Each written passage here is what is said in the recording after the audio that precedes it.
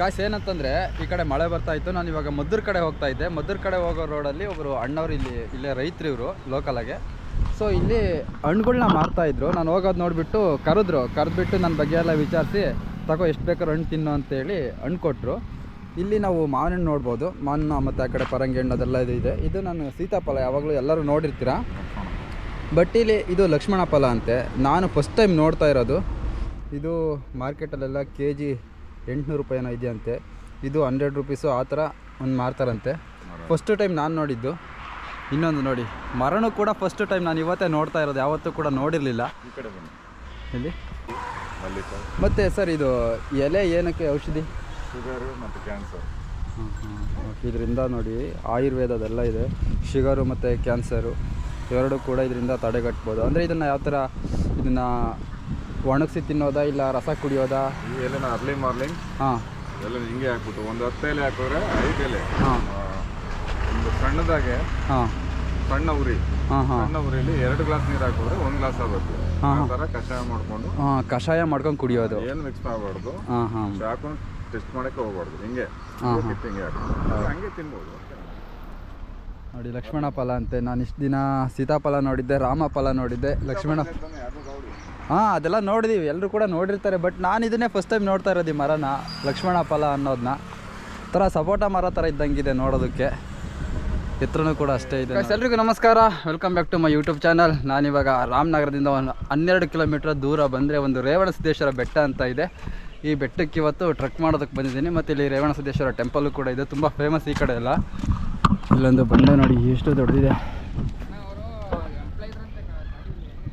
ಒಬ್ಬೊಬ್ಬ ಇಷ್ಟು ದೊಡ್ಡ ಬಂಡೆನಾ ನಾನು ಲೈಫಲ್ಲಿ ಯಾವತ್ತೂ ಕೂಡ ನೋಡಿರಲಿಲ್ಲ. ಇದೇ ಫಸ್ಟ್ ಟೈಮ್ ನೋಡ್ತಾ ಇರೋದು. ಇಷ್ಟು ದೊಡ್ಡ ಬೆಟ್ಟ ನೋಡಿ. ಇದೆಲ್ಲದೂ ಕೂಡ ಒಂದೇ ಕಲ್ಲಿದೆ. ಮೇಲ್ಗಡೆ ನೋಡ್ತಾ ಹೋಗ್ತಾಯಿದ್ರೆ ನಮ್ಮ ಮೇಲೆ ಬಿದ್ದುಬಿಡುತ್ತೆ ಅನಿಸುತ್ತೆ. ಅಲ್ಲೆಲ್ಲ ತುಂಬ ಜೇನು ಕಟ್ಟಿದೆ. ಒಂದು 20ಗಿಂತ ಹೆಚ್ಚಾಗಿ ಜೇನು ಕಟ್ಟಿದೆ ನೋಡಿ. ಇಲ್ಲಿಂದ ಹೀಗೆ ಒಂದು ಅರ್ಧ ಕಿಲೋಮೀಟರ್ ನಡ್ಕೊಂಡು ಹೋಗಬೇಕು. ಅಲ್ಲಿ ದೇವಸ್ಥಾನ ಸಿಗುತ್ತೆ. ಹಿಂಗೆ ನಾನು ರಾಮನಗರ ಬಂದಾಗ ಅಲ್ಲಿ ಆಟೋ ಡ್ರೈವರ್ಸ್ ಹೇಳಿದರು ಒಂದು ರೇವಣಸಿದ್ದೇಶ್ವರ ಟೆಂಪಲ್ ಇದೆ, ಅಲ್ಲಿಗೆ ಹೋಗಿ ತುಂಬ ಚೆನ್ನಾಗಿದೆ ಅಂತ. ಇಲ್ಲಿಗೆ ಬಂದರೆ ಇಷ್ಟು ದೊಡ್ಡ ಬೆಟ್ಟ ನೋಡ್ಕೊಂಡು ಹೋಗ್ತಾ ಇದ್ದೀನಿ. ಜೇನು ನೋಡಿ ಹೆಂಗಿದೆ ಬಿಲ್ಲ. ಅವು ನೋಡ್ತಾ ಇದ್ರೆ ಭಯ ಆಗುತ್ತೆ.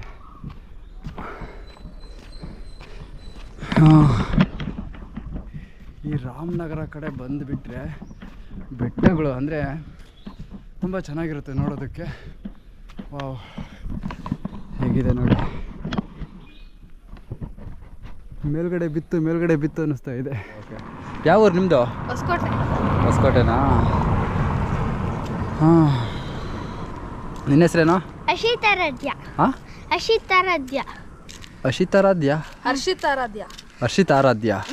ನಿನ್ನ ಹೆಸರೇನು? ಚೋಟ ಮಿಥುನ್ ಆರಾಧ್ಯ.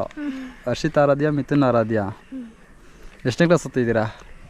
9th 5th 4th first standard. ನೆನ್ನೆ RCB ಗೆಲ್ತಲ್ಲ, ಏನು ಸೆಲೆಬ್ರೇಟ್ ಮಾಡಿದ್ರಿ? ಏನು ಸೆಲೆಬ್ರೇಟ್ ಮಾಡಿಲ್ಲ, ಕೇಕ್ ಕಟ್ ಮಾಡಿದ್ರೆ ಅಷ್ಟೇನೆ. ಪಟಾಕಿ ಎಲ್ಲ ಹೊಡಿಲಿಲ್ವಾ? ಪಟಾಕಿ ಇಲ್ಲ, ಕಾಸಿಲ್ಲ, ಏನಿಲ್ಲ. CSK ಅವ್ರಿಗೆ ಉರಿಸ್ಲಿಲ್ವಾ? ಲಾಲಿಪಾಪ್ ಕೊಟ್ರಾ? ಸಿದ್ದರಾಮಯ್ಯ ಕಡೆಯಿಂದ ಖರ್ಚಿಪ್ ಲಾಲಿಪಾಪ್ ಫ್ರೀ ಕೊಟ್ಟಿದಾರ? ಓಡಿಸ್ಕೊಳ್ಳೋದು ತಿನ್ನೋದು ಅಷ್ಟೇ. ಓಕೆ. ದೇವಸ್ಥಾನಕ್ಕೆ ಹೋಗಿದ್ರಾ? ಇವಾಗ ಹೋಗ್ತೀರಾ? ನಾನು ಕೂಡ ಹೋಗ್ತೀನಿ. Okay bye. ಸೌತ್ ಕರ್ನಾಟಕ ಬಂದಾಗ ಬರೀ ಬೆಟ್ಟ ಗುಡ್ಡಕ್ಕೆ ಟ್ರೆಕ್ಕಿಂಗ್ ಮಾಡೋದೇ ಆಗೋಯಿತು. ಮಂಡ್ಯ ಡಿಸ್ಟಿಕ್ಕಲ್ಲಿ ಅದು ಮೇಲ್ಕೋಟೆ ಆಗಲಿ ಮತ್ತು ಇನ್ನು ಯಾವುದೋ ಬೆಟ್ಟಕ್ಕೆಲ್ಲ ಹೋಗಿದ್ದೆ ಈ ರಾಮನಗರದಲ್ಲಿ. ಇವಾಗ ಇದು ರೇವಣಸಿದ್ದೇಶ್ವರ ಬೆಟ್ಟಕ್ಕೆ ಹೋಗ್ತಾ ಇದ್ದೀನಿ.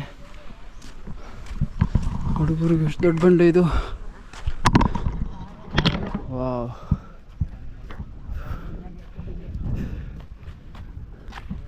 ರಸ್ತೆ ಎಲ್ಲಿದೆ ಗೊತ್ತಾಗ್ತಾ ಇಲ್ಲ. ರಸ್ತೆ ಕೇಳ್ಕೊಂಡು ಹೋಗಬೇಕು. ನೋಡಿ ಅಲ್ಲೊಂದು ಗುಡ್ಡ ಇದೆ, ಅಲ್ಲೊಂದು ಬೆಟ್ಟ ಇದೆ, ಮತ್ತು ಇಲ್ಲಿ ಯಾವುದೋ ಒಂದು ಇದೆಲ್ಲದೂ ಕೂಡ ಇವರು ಕೆಂಪೇಗೌಡರು ಆ ಕಾಲದಲ್ಲಿ ಇವೆಲ್ಲ ಆಗಿರೋದು ಅನಿಸುತ್ತೆ.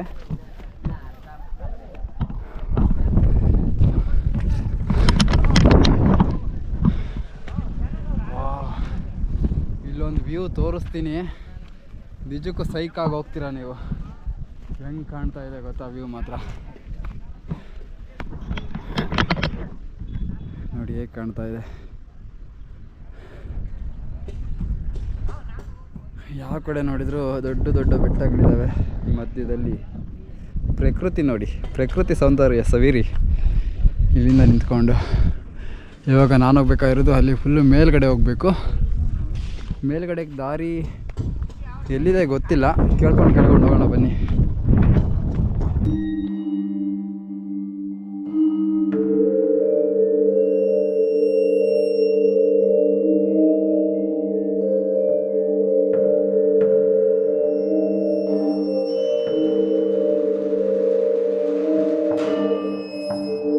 ಈ ರೇವಣಸಿದ್ದೇಶ್ವರ ಬೆಟ್ಟದಲ್ಲಿ ಒಂದು 200 ಮೀಟ್ರ್ ಟ್ರಕ್ ಮಾಡ್ಕೊಂಡಾಗಿ ಮುಂದೆ ಬಂದೆ. ಇಲ್ಲಿ ನೋಡಿ, ಇಲ್ಲಿಂದ ಇರೋದು ಟ್ರಕ್ಕಿಂಗ್ ಶುರುವಾಗೋದು. ಯಾವ ಥರ ಇದೆ ನೋಡಿ, ತುಂಬ ಡೇಂಜರ್ ಇದು. ಹಾಗಾಗಿ ಇಲ್ಲಿ ಯಾರಾದರೂ ಬಂದರೆ ತುಂಬ ಸೇಫಾಗಿ ಹೋಗಬೇಕು.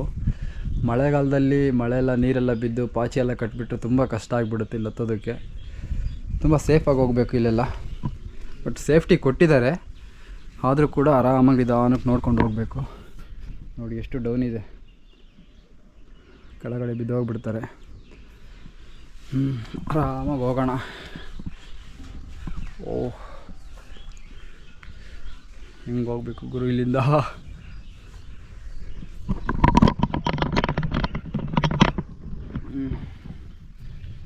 ಹಿಂದೆ ಗಡಿ ನೋಡಿ ಎಷ್ಟು ಬೆಟ್ಟ ಕಾಣ್ತಿದ್ದಾವೆ. ಎಲ್ಲ ಎತ್ತರ ಎತ್ತರ ಇರೋ ಕಲ್ಲಿನ ಬೆಟ್ಟಗಳು. ಮತ್ತು ಇನ್ನು ಅಲ್ಲಿ ಕಾಣ್ತಾ ಇದೆಯಲ್ಲ, ಅಲ್ಲಿಗೆ ಹೋಗಬೇಕು. ಇಲ್ಲಿಂದ ಸುತ್ತಾಕೊಂಡು ಹೋಗ್ಬೇಕು ಅನಿಸುತ್ತೆ. ಹೋಗೋಣ, ಆರಾಮಾಗಿ ನಿಧಾನಕ್ಕೆ ಹೋಗಬೇಕು. ಇಲ್ಲಾಂದರೆ ಅಷ್ಟೇ. ಇಲ್ಲಿಂದ ಮತ್ತೆ ಸಿಮೆಂಟ್ ಮೆಟ್ಲೆಲ್ಲ ಶುರುವಾಗಿದೆ. ಈ ಬೆಟ್ಟ ಅದೆಲ್ಲ ಏನಕ್ಕೆ ಹತ್ತಬೇಕು ಅಂತಂದರೆ ಈ ಥರ ವ್ಯೂ ನೋಡೋದಕ್ಕೆ ಹತ್ಬೇಕು ನೋಡಿ. ಎಷ್ಟು ಬ್ಯೂಟಿಯಾಗಿ ಕಾಣಿಸ್ತಾ ಇರುತ್ತೆ ನೇಚರು. ಇದನ್ನು ನೋಡೋದಕ್ಕೆ ಇಂಥ ದೊಡ್ಡ ದೊಡ್ಡ ಬೆಟ್ಟ ಗುಡ್ಡಗಳನ್ನ ಹತ್ತಬೇಕು, ಟ್ರಕ್ ಮಾಡಬೇಕು. ತಣ್ಣಗೆ ಗಾಳಿ ಬೀಸ್ತಾ ಇದೆ. ಯಜಮಾನ್ರೆ ಆರಾಮ? ಹೆಸರೇನು? ಬಲರಾಮ್. ಇದೇ ಊರಾ? ಒಳ್ಳೆಯದಾಗಲಿ. ನೋಡಿ ಇಲ್ಲಿ ಈ ಕಲ್ಲನ್ನೆಲ್ಲ ಮಷಿನಲ್ಲಿ ಕೊರೆದ್ಬಿಟ್ಟು ಮೆಟ್ಲು ಥರ ಮಾಡಿದ್ದಾರೆ. ಇದ್ರ ಮೇಲೆ ನಾವು ನಡ್ಕೊಂಡು ಹೋಗಬೇಕು. ಹೋಗ್ತಾ ಇದ್ದೀವಿ ನೋಡಿ. ಚಿಕ್ಕ ಚಿಕ್ಕ ಮಕ್ಕಳೆಲ್ಲ ಮೇಲ್ಗಡೆಯಿಂದ ಬರ್ತಾ ಇದ್ದಾರೆ. ಹುಷಾರಾಗಿ ಹೋಗ್ರು, ಕಾಲು ಜಾರ್ತವೆ.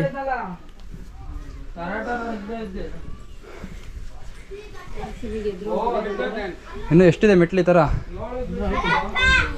ಇನ್ನೂ ಜಾಸ್ತಿ ಇದೆಯಾ?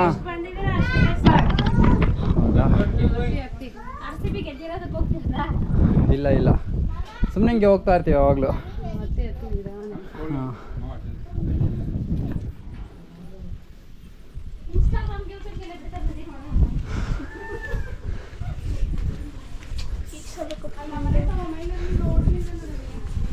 ಹಾಂ,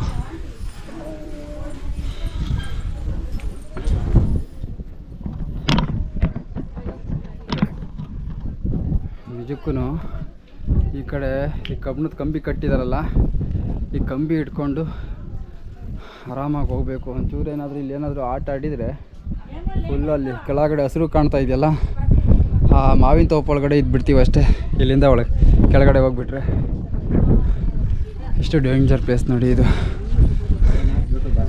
ಹಾಂ ಹೌದು.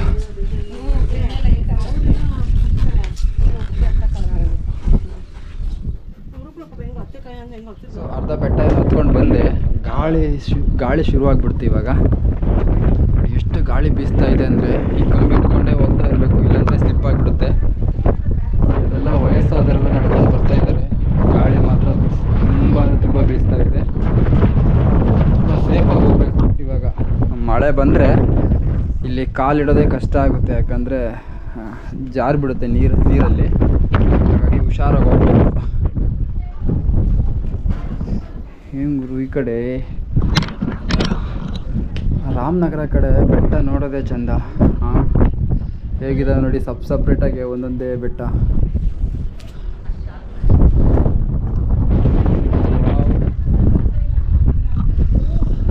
ಬರ್ತಾ ಇದ್ದಾರೆ ಜನ ಕೆಳಗಡೆಯಿಂದ. ಮೇಲ್ಗಡೆ ಹೋಗ್ತಾ ಹೋಗ್ತಾ ಗಾಳಿ ಜಾಸ್ತಿ ಆಗ್ತಾ ಇದೆ. ಇನ್ನೂ ಮಾಡ್ತಾ ನಡ್ಕೊಂಡು ಹೋಗಬೇಕು ಇದೇ ಕಲ್ ಮೇಲೆ ಹುಷಾರಾಗೆ. ಇಲ್ಲಿಗೆ ಬೆಟ್ಟ ಎಂಡ್ ಆಗುತ್ತೆ, ಮತ್ತು ಇಲ್ಲಿಂದ ಕೆಳಗಡೆ ಹೋಗಬೇಕು ಅನಿಸುತ್ತೆ. ನೋಡಿ ಇಲ್ಲಿ ಬಂತು ಸ್ಥಾಪನೆ ಮಾಡಿದ್ದಾರೆ. ಇದೇನು ಬೆಟ್ಟ ಇದೆಯಲ್ಲ, ಇದೇ ಬೆಟ್ಟದಲ್ಲೇ ಒಂದು ಲಿಂಗ ಕೆತ್ತಿದ್ದಾರೆ ಅಷ್ಟೇ.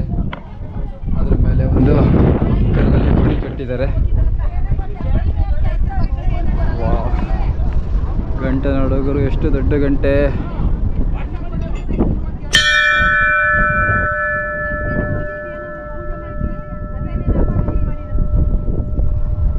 ಅಲ್ಲೊಂದು ದೇವಸ್ಥಾನ ಇದೆ. ಮತ್ತು ಇವಾಗ ಅಲ್ಲಿಂದ ಹಾಗೆ ಇಲ್ಲಿಂದ ಹೋಗಬೇಕು ಕೆಳಗಡೆ ದೇವಸ್ಥಾನಕ್ಕೆ ಅನ್ಸುತ್ತೆ. ರೇವಣಸಿದ್ದೇಶ್ವರ ಬೆಟ್ಟದ ತುದಿನಲ್ಲಿದ್ದೀವಿ, ಫುಲ್ಲು ಟಾಪಲ್ಲಿ. ಇಲ್ಲಿಂದ ಅದೆಲ್ಲ ಏನು ಮೋಡ, ಅದೆಲ್ಲ ಏನು ಬೆಟ್ಟ, ಅದೆಲ್ಲ ಏನು ಹಸಿರು. ವಾವ್, ಇಲ್ಲೊಂದೆರಡು ಬೆಟ್ಟ ಇದೆ ನೋಡಿ, ಈ ಕಡೆನೂ ಕೂಡ ತುಂಬ ಚೆನ್ನಾಗಿದೆ. ಅಲ್ಲಿಯೂ ಕೂಡ ಟ್ರೆಕ್ ಮಾಡ್ಬೋದು ಅನಿಸುತ್ತೆ. ಅಲ್ಲಿ ಒಂದು ಕೋಟೆ ಥರ ಕಾಣ್ತಾ ಇದೆ, ಆ ಕೋಟೆಗೆ ಹೋಗೋದಕ್ಕಾಗೋದಿಲ್ಲ ಅನಿಸುತ್ತೆ, ಅಲ್ಲಿಂದ ಹೋಗ್ಬೋದು. ಬಟ್ ಇಲ್ಲೆಲ್ಲ ತುಂಬ ಗ್ರೀನರಿ, ತುಂಬ ಚೆನ್ನಾಗಿದೆ. ಇಲ್ಲೊಂದು ಟೆಂಪಲ್ ಕೂಡ ಇದೆ. ಈ ಟೆಂಪಲ್ ಒಳಗಡೆ ಏನಿದೆ ಅಂತ ಗೊತ್ತಿಲ್ಲ, ಬನ್ನಿ ನೋಡೋಣ. ಸೊ ಇಲ್ಲಿ ನಾವು ಒಂದು ಶಿವಲಿಂಗನ ನೋಡ್ಬೋದು. ಮೇಲ್ಗಡೆ ಎಲ್ಲ ಏನೋ ಯಾವುದೋ ಒಂದು ಪಕ್ಷಿಗಳೆಲ್ಲ ಗೂಡು ಕಟ್ಟಿಬಿಟ್ಟು ಎಲ್ಲ ಹಾಗೆ ಬಿಟ್ಟೋಗಿದೆ. ಬಟ್ ಕೆಳಗಡೆ ಎಲ್ಲ ಗಲೀಜು ಮಾಡಿದೆ. ಇವತ್ತಿಗೂ ಕೂಡ ಇಲ್ಲಿ ಪೂಜೆ ಮಾಡ್ತಾರೆ ನೋಡಿ, ಎಲ್ಲ ಅರಿಶಿನ ಕುಂಕುಮ ಊದು. ಬೆಟ್ಟ ತುದಿಗೆ ನಾವು ಬಂದು ಎತ್ಕೊಂಡು ಮತ್ತು ಇವಾಗ ಇಲ್ಲಿಂದ ಕೆಳಗಡೆ ಹೋಗಬೇಕು. ಅಂದರೆ ಇಲ್ಲಿ ಕಾಣ್ತಾ ಇದೆಯಲ್ಲ, ಆ ಬೆಟ್ಟದಿಂದ ಈ ಕಡೆ ಬಂದರೆ ಇಲ್ಲಿ ಕೆಳಗಡೆ ಹೋದರೆ ಇಲ್ಲಿ ರೇವಣಸಿದ್ದೇಶ್ವರ ಟೆಂಪಲ್ ಇರೋದು. ಇಲ್ಲಿ ನಾವು ನೀರು ಅದೆಲ್ಲ ನೋಡ್ಬೋದು ನೋಡಿ. ಮಳೆಗಾಲದಲ್ಲಿ ಮಾತ್ರ ಇಲ್ಲಿ ನೀರು ಇರುತ್ತೆ ಅನಿಸುತ್ತೆ. ಬೇಸಿಗೆ ಟೈಮಲ್ಲಿ ಎಲ್ಲ ನೀರೆಲ್ಲ ಡ್ರೈ ಆಗಿ ಹೋಗುತ್ತೆ. ಸೊ ಗಾಳಿ ತುಂಬ ಇರೋದ್ರಿಂದ ಹುಷಾರಾಗಿ ಕೆಳಗಡೆ ನಡ್ಕೊಂಡು ಹೋಗಬೇಕು. ಆ ಬಂಡೆ ಮೇಲಕ್ಕೆ ಹೋಗ್ಬೋದು ಅಂತ ಕೇಳಿದೆ, ಅಲ್ಲಿಗೆ ಒಬ್ಬರೆಲ್ಲ ಹೋಗೋದಕ್ಕಾಗೋದಿಲ್ಲ ಅಂತೆ. ಅಲ್ಲೆಲ್ಲ ಚಿರತೆದೆಲ್ಲ ಇದೆಯಂತೆ, ಇಲ್ಲಿ ಲೋಕಲ್ಸ್ ಅವ್ರು ಹೇಳಿದರು. ಸೊ ಹೋಗೋಣ ಬನ್ನಿ ಕೆಳಗಡೆ, ಇಲ್ಲಿ ದೇವ್ರ ದರ್ಶನ ಮಾಡ್ಕೊಂಬರೋಣ ಹೋಗಿ. ಆ ಜಾಗದಾಗ ನೋಡ್ತಾ ಇದ್ರಲ್ಲ, ಅದು ರೇವಣಸಿದ್ದೇಶ್ವರ ಟೆಂಪಲ್ಲು. ಸೊ ಒಳಗಡೆ ಎಲ್ಲ ನಮಗೆ ವೀಡಿಯೋ ಮಾಡೋದಕ್ಕೆ ಬಿಡಲಿಲ್ಲ, ಜಸ್ಟ್ ಹೋಗಿ ದರ್ಶನ ಅಷ್ಟೇ ಮಾಡ್ಕೊಂಬರ್ಬೋದು. ಅಲ್ಲಿಂದ ಹಾಗೆ ಮುಂದೆ ಬಂದರೆ ಇಲ್ಲಿ ಒಂದು ಚಿಕ್ಕದು ಒಂದು ನ್ಯಾಚುರಲ್ ಆಗಿರೋ ಕಲ್ಯಾಣಿ ಇದೆ ನೋಡಿ.